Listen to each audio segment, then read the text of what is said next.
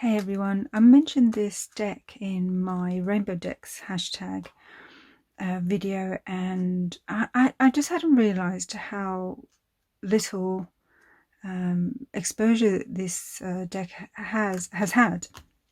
So I thought I'd do, I mean, my channel's not really about walkthroughs and that sort of thing, but I thought it was so different and people express interest, so I thought I'd do a little walkthrough for you. Why not? So, actually, I can't think how many. Let's see if it says how many there are in here. I don't know how many cards there are, but it's a big deck. Okay, I don't know. It's a really large deck. They might be numbered. I think it's over 100 cards. So it's really quite big. So just a little bit of background for you. It's not the reason I bought the deck. I was just intrigued by it. I liked the keywords, something different. I think it came out in about 2005 and I bought it around that time. And I had a look before I decided to do this video. I did have a look for you, and it is available. So that's why I thought I'll go ahead and do it. So for those of you who are interested, it's something a little different, I think. So this comes from a group of people that live in Italy. It's called the Damanhur, and it's known as a federation, and it's essentially a spiritual community. It's also known as an eco-village. It's a commune, really, and they've been around for some time, since 1975, I believe. And part of their spirituality is creativity, is entwined in that. And I'm not pretending to know a lot about them. It's just what I've read and what I've seen online and checked into.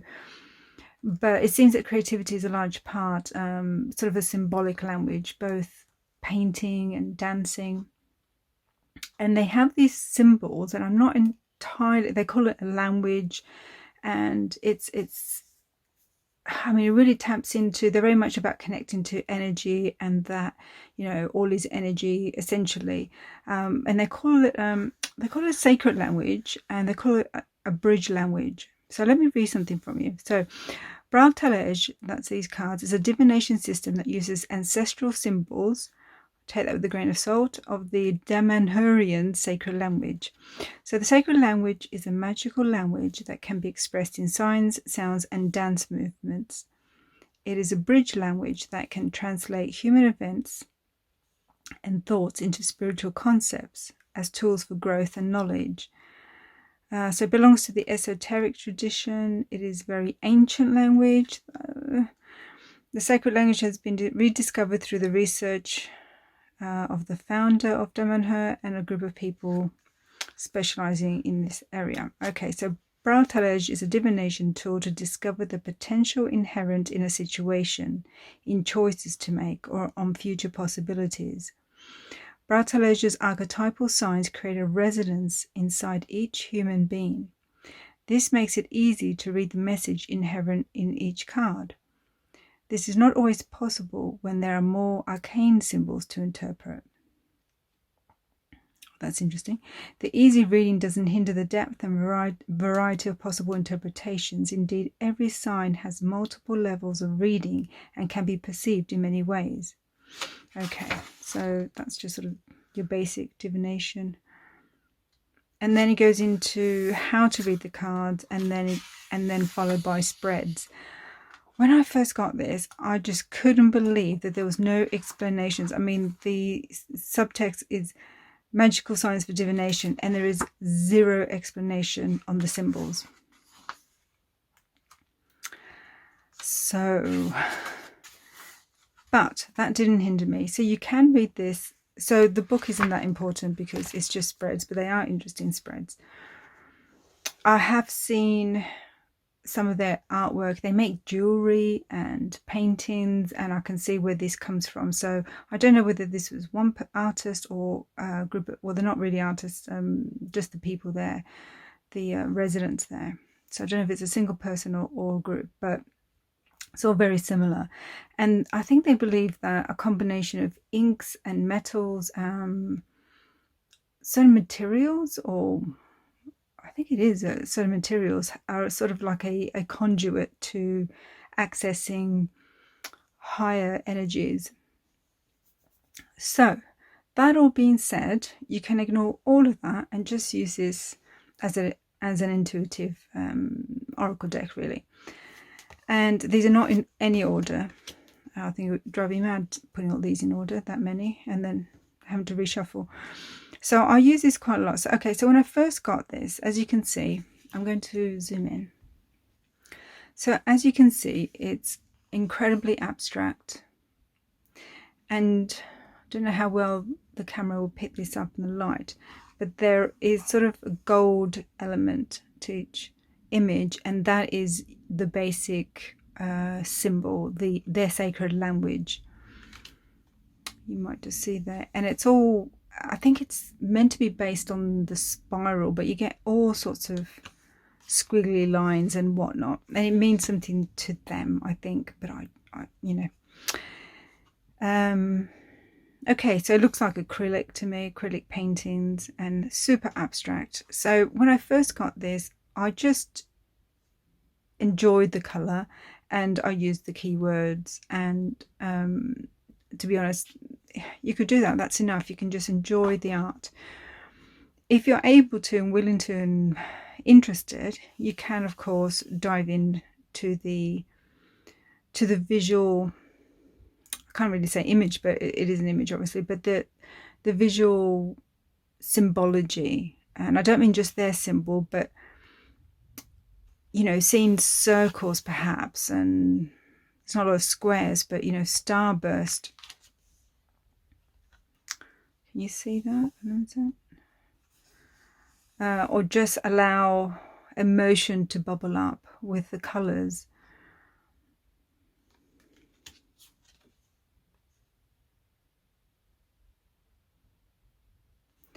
But this, for me personally, this has been a wonderful reader, and mostly I just use the keywords. I still do that, but I do have moments sometimes, it just depends what sort of reading I'm doing, where I just might go in there and just find something, but it's just so out there that either A, it's going to feel meaningless, or B, it allows for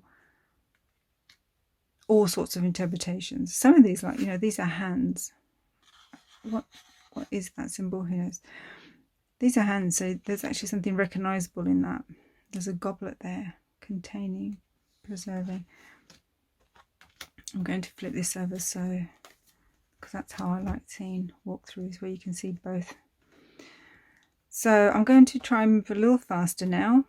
By all means, slow down the video, the playback speed, if you want to take a closer look.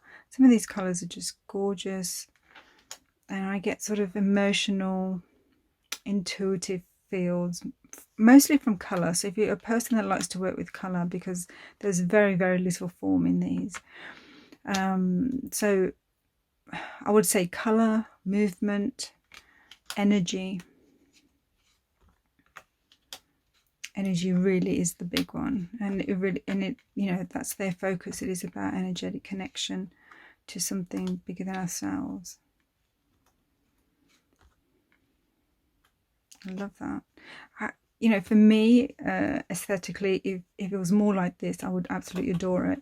But I love this deck anyway, because I don't know, I've had it for so many years, and it just reads so fantastically that that's my reason for loving it. Aesthetically, it's actually really busy and jarring. Having said that, that's also one of the reasons I love it, because I use this in shadow work. It covers so many, as you can see, if you can see the keywords clearly, it covers so many aspects of the human experience, that it's light, it's dark, it's confrontational. That's interesting.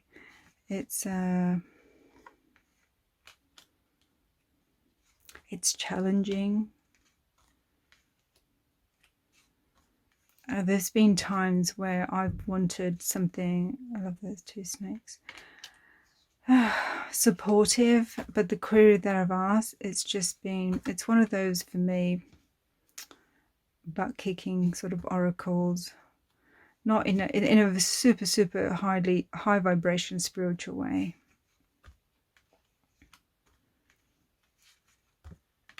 It's not one of those decks I would pick up if I don't want to hear anything tough. Even though, there's lots and lots of really beautiful and supporting words, but if that's your situation, loneliness. So yeah, I would say that's probably one of the other reasons why I love this deck, is that it's very balanced. It just covers a lot of ground. With over 100 cards you're going to, aren't you? And I just love decks that do that. I have to say I'm a little bit disillusioned with, more contemporary, it is contemporary, but current decks, I suppose. And I'm just really asking more and more of my decks. When they come with sort of 32 cards, for example, I just find that a little bit ungenerous. Fair, look at that. Insisting. And even the keywords, you can read so much into them. They can go either way sometimes.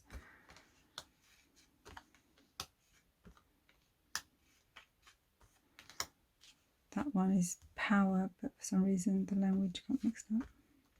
It is here in French, Italian, German, and I'm not sure, Spanish, something.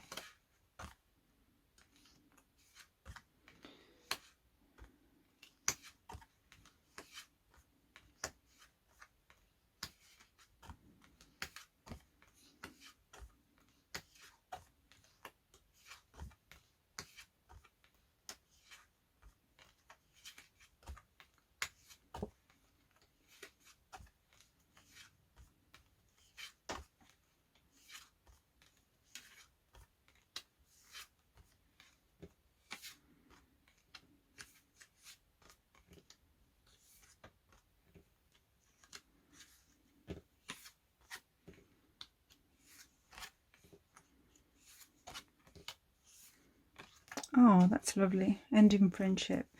So if you're able to read or interested in begin to read intuitively, if you love big, chunky, generous decks, oracle decks, if you're wanting to tap into a high vibration, if you read in a very spiritual, out of a spiritual interest, or your practice is spiritually inclined, if you like balanced decks, if you are really poked at by colour and movement, then this is could be a really wonderful deck for you. And like I said, at its most easiest and superficial, but still super effective, you can just use the keywords, so that there wouldn't be a great loss. So I hope that's helped, just to have a flip through and look through and have some idea what the Bral Talej is all about.